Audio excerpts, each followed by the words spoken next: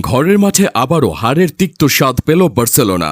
ম্যাচে ৮০ ভাগ বল দখলে রেখে একের পর এক আক্রমণ এবং বেশ কয়েকটি নিশ্চিত গোলের সুযোগ সৃষ্টি করেও ঘরের মাঠ অলিম্পিক স্টেডিয়ামে জয়ী দলটার নাম বার্সেলোনা নয়, লেগানেস। ম্যাচ শুরুর মাত্র ৪ মিনিটের মাথায় সেরহিও গনসালেসের গোলে এগিয়ে যাওয়া লেগাসের বাকি সময়টা ব্যবধান ধরে রাখতে এক প্রকার জান প্রাণ দিয়ে লড়েছে।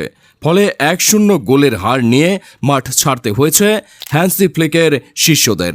লা লিগায় ঘরের মাঠে আগের ম্যাচেও লাস পালমাসের কাছে ২-১ গোলে হেরেছিল স্প্যানিশ জায়ান্ট বার্সেলোনা।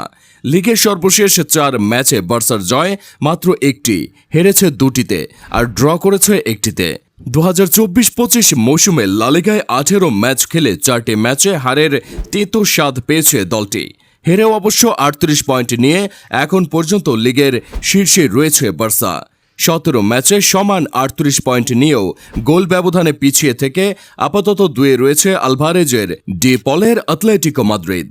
১৭ ম্যাচে ৩৭ পয়েন্ট নিয়ে রিয়াল মাদ্রিদ রয়েছে ৩ নম্বরে। পরের ম্যাচে দুই মাদ্রিদের সামনেই সুযোগ রয়েছে বার্সাকে টপকে যাওয়ার।